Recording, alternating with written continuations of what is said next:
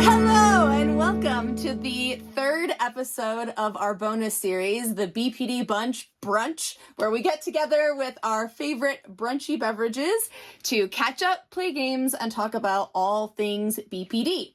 I'm Xannie, and today I am here with Lena, Jay, Carys, and Solène. So, how's everybody doing today? Good.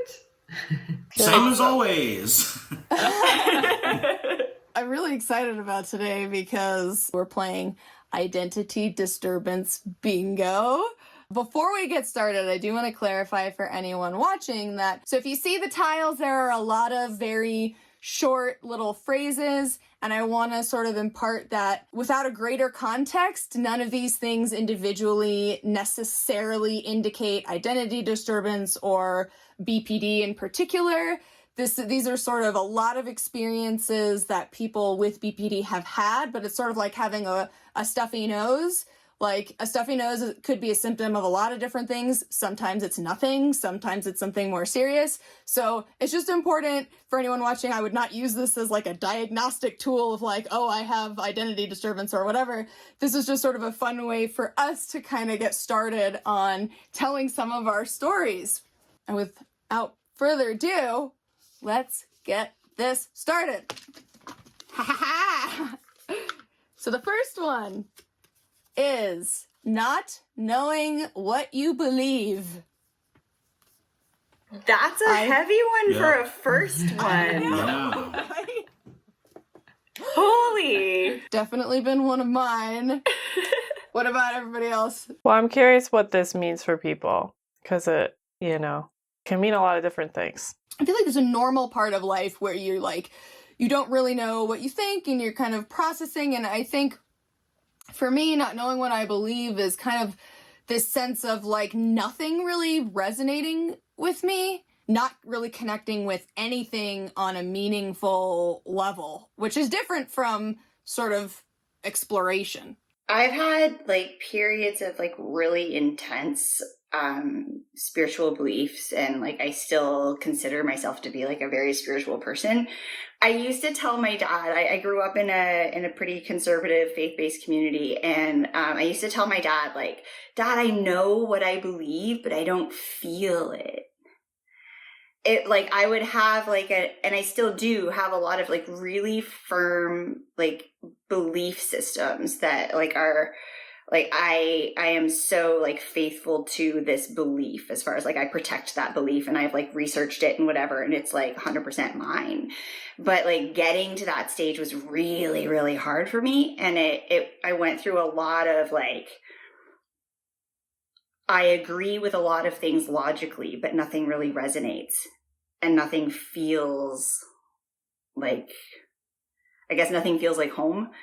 So, Lena, what does it mean to you? What were you thinking when you think of not knowing what you believe? Well, yeah, I think what Carys said is a pretty common experience. I think also, for myself and what I've seen a lot for people with BPD is like there being this real fundamental like lack of belonging. And so we don't know what we believe because we choose what we believe in and how much it connects us with other people, because we often feel really isolated and disconnected. And so that's where, not knowing what we personally believe can make us more vulnerable to like really rigid cult-like belief systems. But like at the core, there is often this like, for me, I remember feeling for a long time just like a lot of things made sense and I couldn't argue with it, but I didn't really, I didn't have an internal moral compass, because my internal moral compass was like a feral animal just looking to survive and belong. Okay, so we're going to move on to the next one. Ready? Going back on plans and promises, which I also feel like has to carry a lot of nuance. We're not talking about like mindfully being like, oh, I made a commitment to something that I really can't follow through on. So I don't know if anybody has like a way that they would describe this. Maybe like being known for being a flake. Yeah, or I think also like Yeah. more significant going back on plans and promises. Like, you know, I studied abroad in India when I was in college and just decided halfway through I wasn't going to do it anymore and almost wasn't allowed to leave the country because I like left my program that I had a visa for. But I think that's more what it means to me is promises to yourself. You know, there's so many things that I can think of over my life that I'm like, why did I even start doing that? And it usually comes back to, oh, there was that girl. Yeah. Why did I move to Houston anyway? Oh, right. Yeah. 2 for 2 so far. Same. I feel like that may be the case for a lot of these things, but we'll find out. I think we're all going to get bingo at the same time. Yeah, it's possible. There's some in here I know I don't fit, but it's only a few. Everyone's a winner. On the 4th card. Oh, actually, this one I didn't get. Goth phase. Oh, yeah. God. Ooh. Yeah. Mm-hmm. Yep. So I will say, like, being goth has absolutely nothing to do with having BPD specifically. It's more just, like, in general, having a lot of different phases, maybe more than is a regular part of adolescent experimentation. And so this one was sort of just more for fun to be like, so who went through the goth phase? Yeah. Oh, there are pictures somewhere online of me in heavy eyeliner, big Robert Smith hair. Oh, yeah. Spiky necklaces as well, and all dark clothes with just a little bit of red. Yeah. All black and a little bit of red, you know, for the blood vibes. But I quickly moved from the goth phase to the reggae phase, which, again, back to what you said, To Jay, which there was a phase? guy. Reggae? Reggae, yeah. That was a quick transition from one to the other, but there was a guy involved. So, you know. Yeah, I did goth to alternative to punk to rockabilly ska, then ska to raver. So, like you go from like heavy, like kind of like mosh pity kind of stuff to like I'm a conduit of life and love. I think the most I went through was an emo phase, which is not really the same. It was like a lot of black, but Yeah, I had That's about emo, scene, indie, all those phases, but no goth. all right. Feeling like you have no idea who you are. We did kind of already touch on this. Yeah. But That is definitely one that I can identify with. And it still happens to me. Like, you know, after, say, a big project or a big deadline or something major in life, like I just got married and came back from honeymoon. And then I'm like, now what? What do I want? Who am I? Who's Solène? What's going? And it's like, I feel like I often have to rebuild that and go back to what are my values? What do I want? You know, what's my vision? What's my mission? Why do I believe that I'm here in the world? Because now I've established that I can come back to it. I still get that question that comes up. Sometimes I ask my husband, who am I? Who am I again? Yeah, I definitely think like after kind of recovering from more of the like mood dysregulation and interpersonal dysregulation, it was like I just underneath all that was like this profound sense of like just no identity, almost like, you know, not even really feeling like human sometimes, you know, just feeling, and like, you know, it's like a lot of that dysregulation like covered up that feeling for me. And so once I stopped having a really unstable mood and unstable relationships and stuff, it was like, oh, I have to actually like figure out who I am and what I like and what's important to me, and that I've never really done that before. It was And weird. there's a Buddhist perception that, you know, we are nothing and everything at the same time. And I feel that. I really do. Especially in nature, I just feel so connected. And yet I feel like so empty at the same time. I really like how you express that. It's very dialectic of you, That's Solène. true. Check me out. all right. So this one was diet phases. There's sort of a difference between like going on a diet, some kind of a diet, changing your lifestyle for like a goal, a particular goal or health or something, and finding your identity in a diet. Actually, and this is one of the things, I don't know if that counts for me because I had an eating disorder for 10 years. I kind of was my eating disorder in a way. That made it hard to identify that I had BPD actually at first, because that was the behavior that everyone noticed. It definitely made it easier for me to pretend like I didn't have emotions because I just wrapped everything up in this food issue. I think you have a good point that there's this like more extreme feeling of like, this is my identity. And just like content warning for this, but I remember the days of Xanga, which is like old school Tumblr for all the Gen Z people that will be listening to this.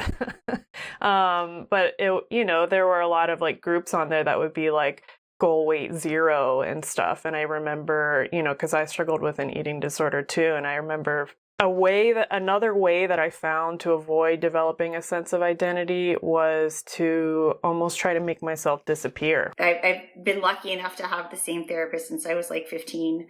I'll be really sad when she retires. I also have obsessive compulsive personality disorder, which manifests in like really controlled eating diet patterns. My therapist told me it's not surprising to her at all that I am attracted to restrictive diets, because it allows me to exert a certain amount of control over my life when so many other portions of my life are so difficult to control and completely out of my control just by their inherent nature. Like, I go to work and somebody says something to me. I can't control what's going to come out of their mouth, but I can control what goes in mine.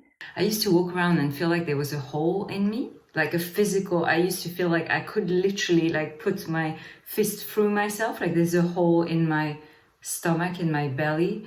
And I think food came in, you know, in that sense of trying to fill that void. All right, we gotta move on to the Let's go. Contradicting yourself from one moment to the next. All I'm gonna say is yes. No, I'm gonna say no now. I think it's no now. No, it's no. Yes, no. This is definitely me. Oh, she's sneaky. But yeah, this is, for me, it's so dependent on the people I was with. It's like, oh yeah, I 100% agree with what you're saying. And then I'd go spend time with someone else and I'm like, why did I think that? Like, now I think whatever you think. Yes. I studied political science at university and I can so relate to that. Like, I would go and hang out with people that were, you know, really like left wing, like really like let's anarchy and revolution and all of that. And I was like, yeah, like totally, like let's do that.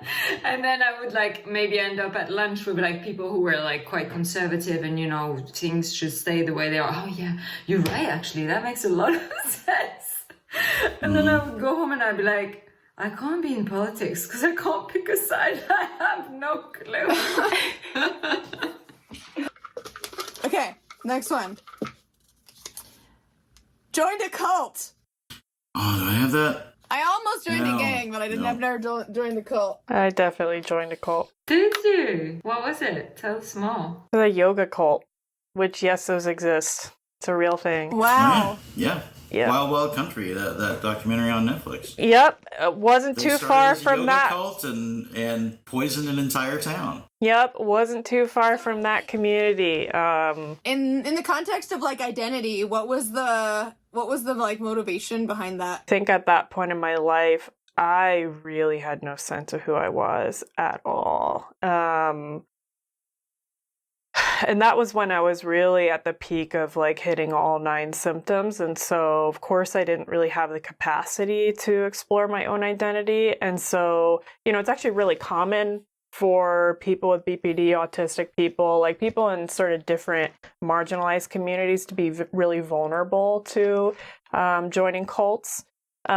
Because when you don't know who you are, and then comes along this really rigid belief system that tells you exactly how to be, you know, like, you know, what to wear, you know, I shaved head, you know, always had to wear a yellow shirt and white pants, you know, what you do every day, what you believe, what you eat, you know, it was sort of like, okay, well, cool. I don't have to figure out who I am because this place, these people tell me who to be, right? So Yeah, I they're think doing it's all the actually work for really you. common. Yeah. Mm-hmm. Mm-hmm. Yeah, I got involved in a sort of Jim Jones People's Temple type thing. It wasn't that, because that was long before I was an adult, but it was the same sort of deal. And what got me out of it before I got too deep into it was I met a girl, started dating her. Gotta be this girl. This person's those, my identity now. Those people followed me around for months. Months. I was like, yeah, I don't have to think much for myself here. Great, that's awesome. Mm-hmm. I was between relationships. It had been a bad breakup. I had already shaved my head. So, and met somebody who was like, hey, let's, come to this church. And I was like, cool. And yeah, I only found out later that it was a cult. There you go. There's my cult story. Saved by a girl. The next one is feeling like you don't exist. Oh, yeah. I'm just gonna say yes. Unless people are looking, like paying attention to me, it's like I don't exist outside the context of your attention. And I got in trouble for that a lot. Like, it's always the Xannie show with you, isn't it? And I was like, well, how else do I know who I am? I feel like this one also like overlaps with dissociative challenges, right? It's like I actually don't feel like a real person, like a real human being, right? Or something like that, And I definitely remember feeling like that. Yeah, and I think it makes it really hard to be alone. Because when you're alone, it's like, well, is this real? Like, am I, like, I don't know. I find it really, really hard not to start going down that rabbit hole of, am I even real? Am I even here? Right. That's why, like, a lot of, one of my good friends loves, like, the Matrix series, and I'm just like, no, I can't think about that stuff. And I now just want to with be a boring quantum old human theory being. And all the parallel universes and stuff. I'm like, I can't go too deep into that, otherwise I'm gonna lose myself. Yeah. Again. I watched Jet Li the One, and the intro to it, it talks about the multiverse, and I threw up. Mm-hmm. I legit threw up because I was I was like, oh my god, there's multiples of me's and doing the things and all the stuff, and then, oh my god, blah. And then everybody was like, are you okay, Carys? Are you okay? Just yeah, I'm fine. Yep. Just disturbed. The worst part is feeling that you don't exist because no one's paying attention to you in a room full of people, or in the room with your significant other. That's the worst, and it'll make you angry at other people. It'll make you feel hurt, and it'll you start with the splitting thing. This person doesn't know what I need, and even if you communicate what you need to them, it's absurd to expect somebody else to shoulder that responsibility for you. It's not their job to make you exist. Yeah. Okay. Oh, I felt that, Jay. I really did. Yeah. Frequent major career changes. Oh, wow. Good Lord. I have an average of 2.5 years per career type. That's pretty good. Yeah. Not bad. Yeah. I'm 44, so I've done a lot of stuff. My site super was like, every time I talk to you, it's like I learned that you've done a different thing. He's like, how many types of jobs have you had? Like, we're the same age, but he's like, just done the same thing. And he's like, you've done I don't even know. Multiple jobs at the same time. Oh yeah, entrepreneur and employee and this and that. And yeah, I was like, I just now started this new role where I'm a civil servant. And I was like, oh, that's interesting. That's the first time I'm a civil servant. I've done everything else, corporate, small size, medium size, entrepreneurship by myself, all sorts of different jobs. I've lived in 6 different countries, and every time I just reinvent, myself and my career. And I have had so many jobs. so sorry, everyone. I've got an engagement. I've got dinner plans. So I've got to go. But thank you so much for having me, and nice to see all of you again. So yes, see you soon. Bye, Solène. Bye, Have fun, Solène. Solène. Day. So, did anybody go through a punk phase? Still in it, Yeah. baby. Oh yeah. Totally. It's like, I'm That too part's rock still for there. you. There's my punk rock guitar right there. Colin County, baby. All right, so we did the punk phase. Yep. What do we got next? Changing friend groups. Ooh. Yeah. I didn't have many friends, but I was well acquainted with almost everyone.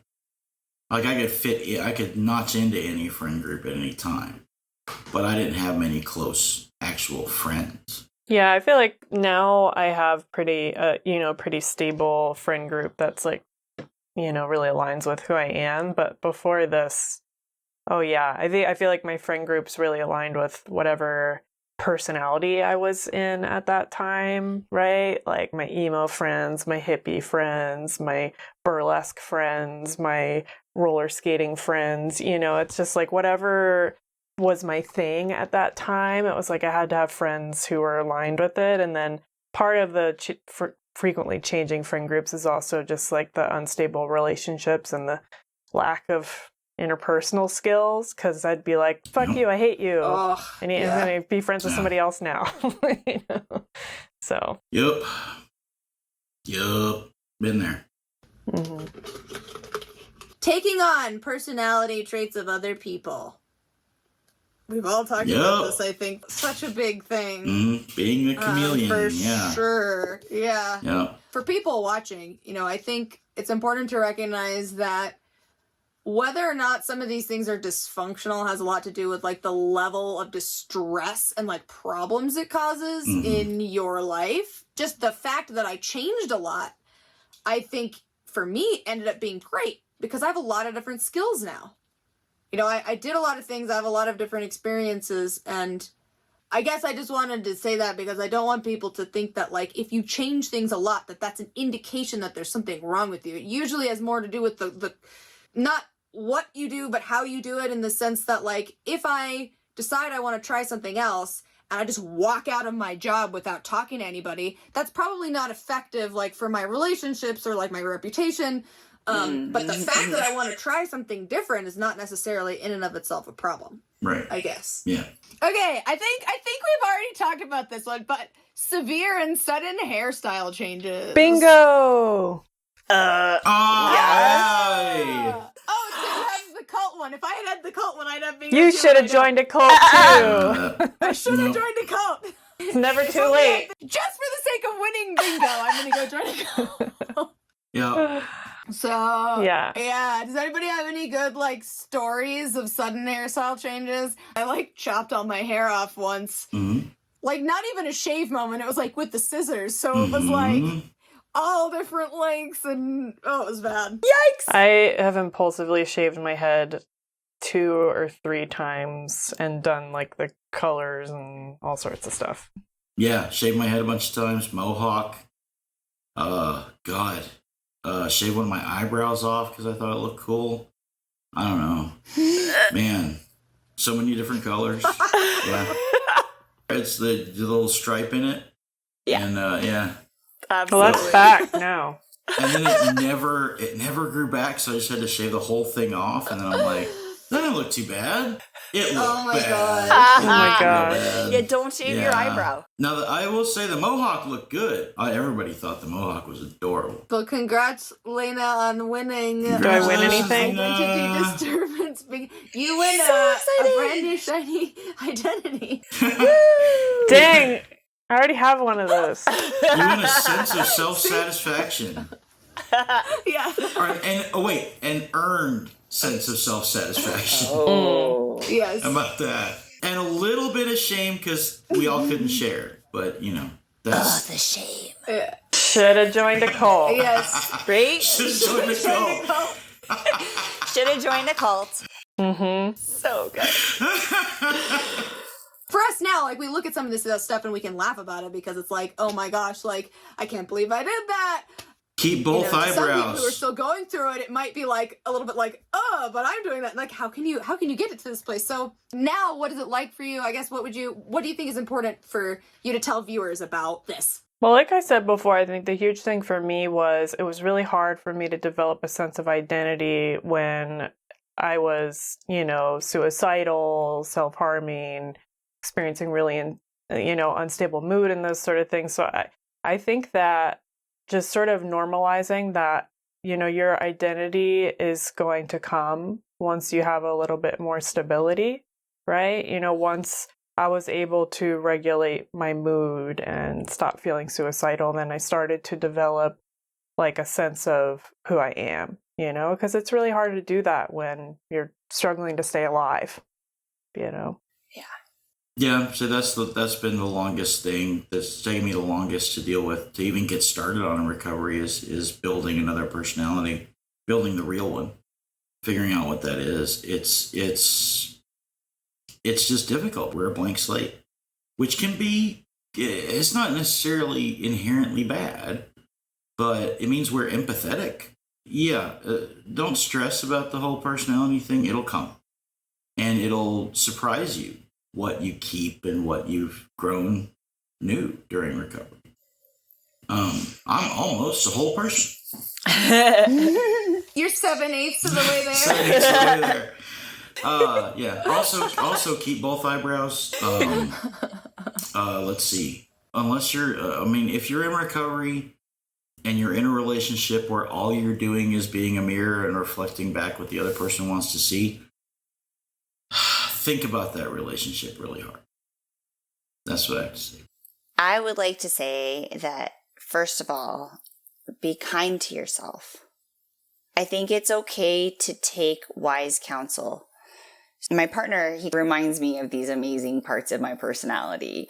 He just has a good way of helping me see myself. So if I have a couple of trusted others that I know aren't going to just do a smokescreen, but that they'll actually give me the ability to see myself from the outside in. And I know that helps too. So, be kind to yourself, practice your skills, and it gets better. I think for me, one of the biggest things was when I realized that I became like the people I was with. One of the first things that was really helpful was being more intentional about who I spent time with. It wasn't about me passing judgment on their lives, but it was me saying, okay, for whatever reason, this behavior is not helpful for me. It makes it harder for me to regulate and do all these things. And I tried to spend time with people who I viewed as those I wanted to emulate. Because then if I'm going to mirror their behavior, at least I'm mirroring things that I think I want to.